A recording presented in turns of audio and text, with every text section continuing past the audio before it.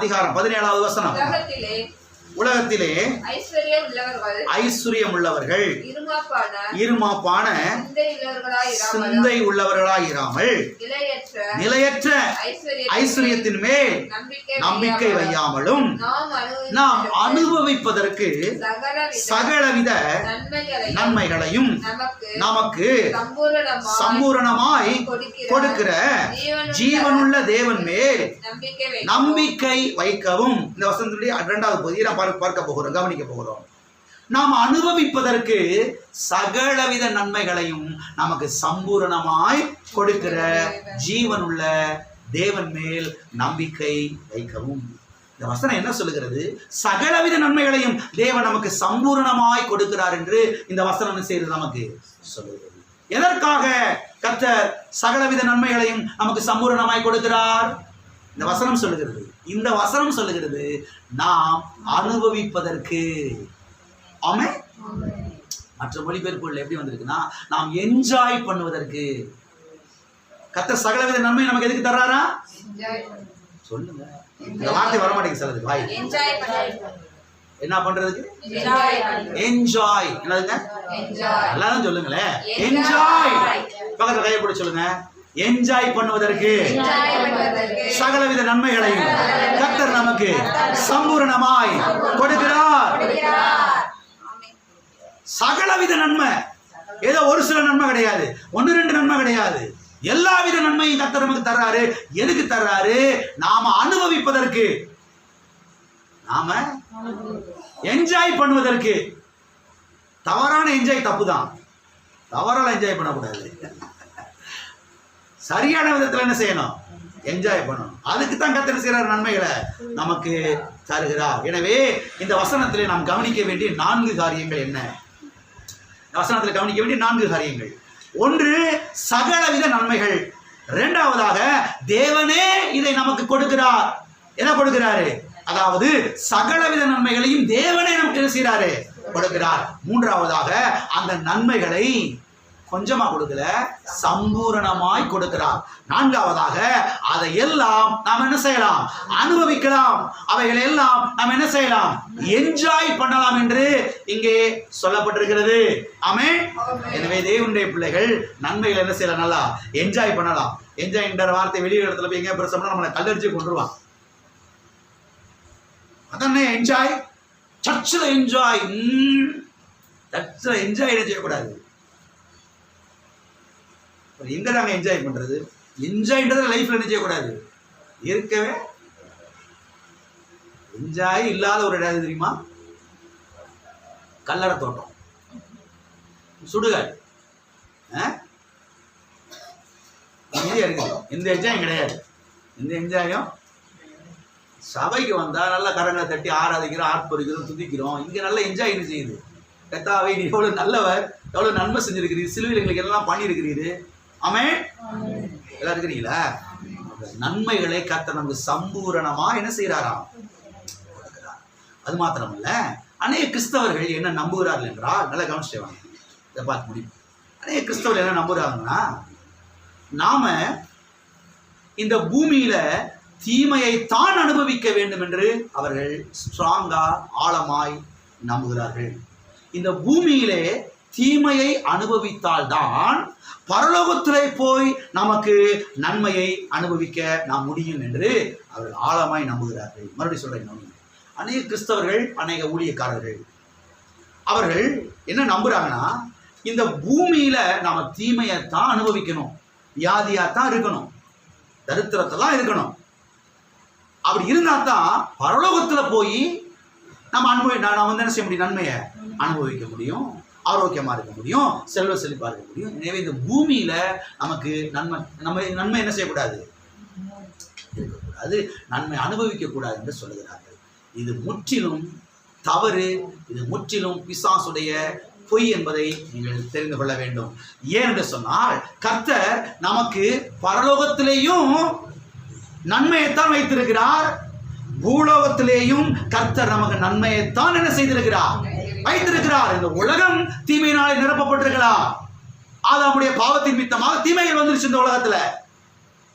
ஆனால் இதன் மத்தியிலையும் கூட கர்த்தர் நமக்கு நன்மையைத்தான் வைத்திருக்கிறார், நன்மையைத்தான் வாக்கு பண்ணியிருக்கிறார், நன்மையைத்தான் ஆயத்தம் பண்ணியிருக்கிறார், நன்மையைத்தான் கல்வாரி சிலுவையில் நமக்கு சம்பாதித்து வைத்திருக்கிறார். இதை குறித்த வெளிச்சம் நமக்கு வரணும். இதை குறித்த வெளிச்சம் நமக்கு வரணும். தீமை நிறைஞ்ச உலகம் பாஸ்டர், உங்களுக்கு தெரியாதா? தெரியும், நல்லாவே தெரியும், நல்லாவே தெரியும். இது பாவம் நிறைஞ்ச உலகம். இது பாவத்தினாலே மூடப்பட்டிருக்கிறது. இது தீமை நிறைந்த உலகம் தான். ஆனாலும் கூட இதன் மத்தியிலையும் கர்த்தர் நமக்கு எதை வாக்கு பண்ணியிருக்கிறாரு, எதை தருவேன்னு சொல்லி இருக்கிறாரு, எதை சம்பாதிச்சு வச்சிருக்கிறாரு. இதைத்தான் புரிந்து கொள்ளணும். இதை விசுவாசிக்கும் பொழுது நன்மைகள் நம்முடைய வாழ்க்கையில் என்ன செய்ய ஆரம்பிக்கும், பலிக்க ஆரம்பிக்கும். ஆமென். எனவே கர்த்தர் நமக்கு பரலோகத்திலையும் நன்மையைத்தான் வைத்திருக்கிறார், பூலோகத்திலையும் கர்த்தர் நமக்கு நன்மையைத்தான் வைத்திருக்கிறார். இந்த வெளிப்பாடு முதலாவது நமக்கு என்ன செய்ய வேண்டும், இருக்க வேண்டிய சொல்லுவோம். கர்த்தர் எனக்கு பரலோகத்திலையும் நன்மையைத்தான் வைத்திருக்கிறார், இந்த பூலோகத்திலேயும் எனக்கு நன்மையைத்தான் வைத்திருக்கிறார். ஆமென். ஆழமாய் விசுவாசியுங்கள். மற்ற கிறிஸ்துவ விசுவாசி மாதிரி இருக்காதீங்க. மற்ற கிறிஸ்துவ விசுவாசி மாதிரி என்னத்தையும் நம்பிக்கிட்டு கிடக்காதீங்க, என்னத்தையும் விசுவாசிக்காதீங்க. சில ஆட்கள் அப்படி புரட்டிடுவாங்க நம்மளை போட்டு. கர்த்தர் தீமையை தான் தருவார் பிரதர், கர்த்தர் வியாதியை தருவார். நம்பவே நம்பாதீங்க. கர்த்தர் சொல்லியிருக்கிறார், நன்மை தான் உனக்கு. ஆமென். அது மாத்திரம் இல்ல, தீமையைத்தான் அனுபவிக்க வேண்டும் என்பதற்கு ஒரு உதாரணத்தையும் சில ஆட்கள் பைபிள்னு எடுத்து காமிக்கிறாங்க. அதான் கவனிக்கிறீங்களா? சில உதாரணத்தையும் கூட அவர்கள் பைபிள் என்ன செய்யறாங்க, சில வசனங்களையும் கூட எடுத்து காண்பிக்கிறார்கள். தீமையைத்தான் அனுபவிக்க வேண்டும் என்பதற்கு அவர்கள் காண்பிக்கிற ஒரு உதாரணம் என்ன தெரியுமா? ஏழை லாசரு. யாரு? ஏழை லாசரு. இந்த ஏழை லாசரு இருக்கிறானே, அவன் இந்த பூமியில தான் அனுபவிச்சான், தீமை அனுபவிச்சான். அவன் தீமை அனுபவிச்சனாலதான் அவன் பரலோகத்துக்கு போனான் பிரதர். அந்த ஐஸ்வர்யவான் இருக்கிறானே, அவன் நன்மை அனுபவிச்சான், அதனாலதான் அவன் எங்க போனான், நரகத்துக்கு. அதனால நல்லா புரிஞ்சுக்குங்க, இந்த பூலோகத்துல நம்ம தீமை அனுபவிச்சாலும் எங்க போக முடியும், எல்லாம் இருக்கிறீங்களா அப்படின்னு போதிச்சு விட்டுட்டாங்க.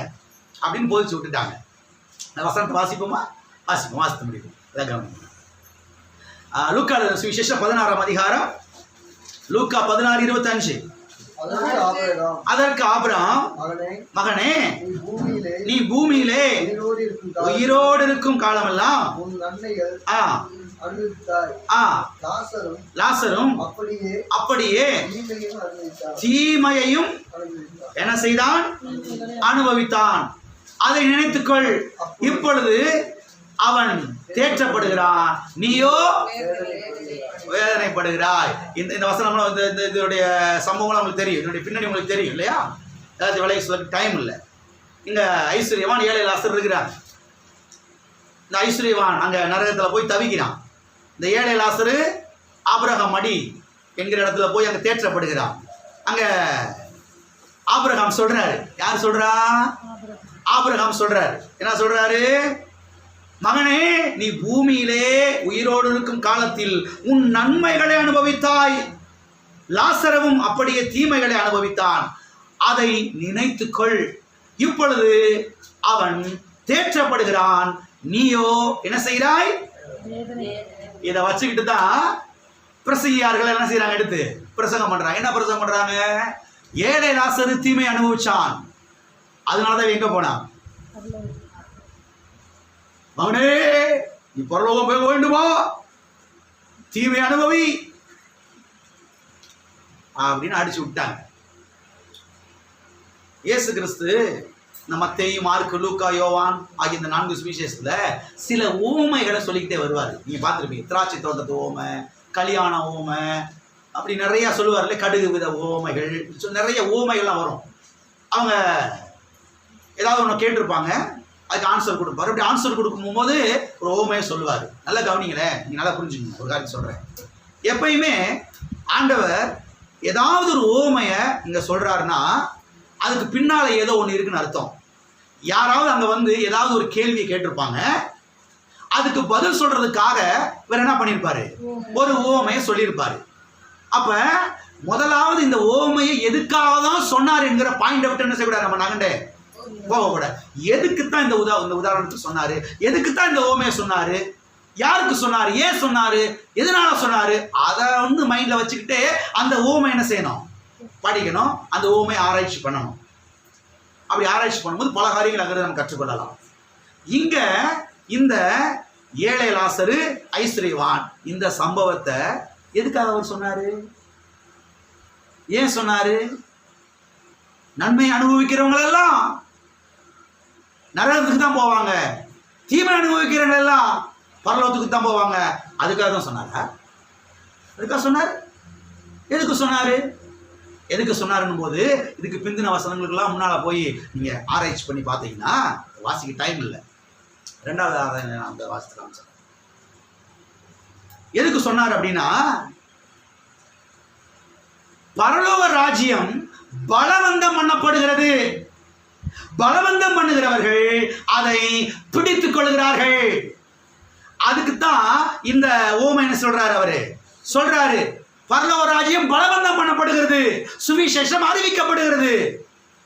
இயேசு கிறிஸ்து உன்னை விடுதலையாக்குகிறார், இயேசு கிறிஸ்து உன்னை ரட்சிக்கிறார், உனக்காக மரித்தார், அடக்கம் பண்ணப்பட்டார், உயிர் தெழுந்தார். இந்த இயேசு ஒன்றையிலே வா, இயேசு கிறிஸ்து பாவத்தை மன்னிப்பார், அக்கிரமத்தை மன்னிப்பார், உன்னை சுகமாக்குவார், உன்னை விடுதலையாக்குவார், சாபத்திலிருந்து விடுதலையாக்குவார் என்று சுவிசேஷம் பிரசங்கிக்கப்படுகிறது. இப்படி பிரசங்கிக்கப்படும் பொழுது அநேகர் எங்க ஜாதி ஒரு மாதிரியா பேசிடும், எங்க சமுதாயம் ஒரு மாதிரியா பேசிடும், எங்க அண்ணன் வஞ்சிருவான், எங்க அப்பா வைவாங்க சொல்லி இந்த இயேசு வேணாம் சொல்லி தூக்கி போட்டு செஞ்சிடறாங்க. எல்லாரும் புரியுதா? போயிடுவாங்க. அவங்க சொல்லுவாங்க, இவங்க ஒரு மாதிரியே பேசிடுவாங்க, இவங்க ஒரு மாதிரி அசிங்கம் பேசுவாங்க. என்னடா சர்ச்சுக்கு போறியாமல, இந்த இயேசுவை பின்பற்றுறாமல, என்ன புதுசு அங்க போற அப்படின்னு நம்மளை கேள்வி பண்ணிடுவாங்க. அப்படின்றதுக்காகவே என்ன செஞ்சிடறாங்க? பரலோக ராஜ்யம் எனக்கு வேணாம், இயேசுல எனக்கு வேணாம் சொல்லி போயிடுறாங்க. சில ஆட்கள் ஃபைட் பண்ணி மல்லு கட்டி நான் அதுக்குள்ளதான் போவேன், இந்த இயேசுதான் எனக்கு வேணும்னு சொல்லி அவங்க என்ன செய்யறாங்க? பலவந்தம் பண்ணி இந்த பரலோக ராஜ்யத்துக்குள்ள, இந்த தேவனுடைய ராஜ்யத்துக்குள்ள செஞ்சிடறாங்க, பிரவேசிச்சிடறாங்க. அந்த விதத்துல லாசரு கெட்டிக்காரன். அந்த விதத்துல யார் கெட்டிக்காரன்? லாசரு கெட்டிக்காரன். மல்லு கட்டி எனக்கு வியாதி இருந்தாலும் பரவாயில்ல, எனக்கு சாப்பாடு இருந்தாலும் பரவாயில்ல, நான் தரித்திரத்தில் இருந்தாலும் பரவாயில்ல, எனக்கு யார் தான் முக்கியம்? தேவன் தான் முக்கியம், தேவனுடைய ராஜ்யம் முக்கியம் சொல்லி அவன் ஃபைட் பண்ணி பலவந்தம் பண்ணி உள்ள பிரவேசித்தான். ஆனா இந்த ஐஸ்வர்யவான் எல்லா ஆசீர்வாதங்களும் இருந்துச்சு, எல்லா நன்மைகளும் இருந்துச்சு. ஆனால் பரலோக ராஜ்யத்துக்குள்ள என்ன செய்யல? ஏன் அவன் என்ன செய்யல? அதை பலவந்தம். அதுக்கு தான் இந்த ஊமை அவர் சொன்னாரே தவிர, தீமை அனுபவிக்கிறவங்க எல்லாம் பரலோகத்துக்கு வந்துருவாங்க, நன்மை அனுபவிக்கிறவங்கள நரகத்துக்கு போயிடுவாங்கன்ற கணிச்சியில் அவர் எத்தனை பேர் கிளியர் ஆயிடுச்சு? கிளியர் ஆயிடுச்சா? புரிந்து கொள்ளணும் எதுக்கு சொல்றாரு ஓமை அப்படின்ட்டு. அப்ப இந்த மாதிரி வசனங்களை எடுத்துக்கிட்டு, இந்த மாதிரி சம்பவங்களை எடுத்து வச்சுக்கிட்டு கர்த்தர் உனக்கு தீமையை தான் வைத்திருக்கிறான்னு சொல்லக்கூடாது. கர்த்தர் எனக்கு நன்மை என்ன செய்திருக்கிறார்? ஆயத்தம் பண்ணி வைத்திருக்கிறார். கல்வாரி சிலுவையின் மூலமாக கடைசி சொட்டு ரத்தத்தை சிந்தி எனக்கு நன்மையை சம்பாதித்து வைத்திருக்கிறார் என்று பாருங்க. என்ன செய்ய வேண்டும்? விசுவாசிக்க வேண்டும். அப்ப கர்த்தர் நம்ம எதுக்காக அழைத்திருக்கிறாரு? எதுக்காக அழைத்திருக்கிறாரு? நன்மைக்காக. ஆகவே லாசரு தீமையை அனுபவித்ததினாலே அவன் பரலோகம் போய்விடவில்லை, அவன் பரலோக ராஜ்யத்தை பலவந்தம் பண்ணினபடினாலே தான், அதை பிடித்து கொண்டபடினாலே தான் அவன் பரலோக ராஜ்யத்துக்குள்ளே, பரலோகத்துக்குள்ளே என்ன செய்தான்? அவன் பிரவேசித்தான். சத்தியத்தை குறித்த அறிவுள்ளவர்களாய் நாம் என்ன செய்ய வேண்டும்? இருக்க.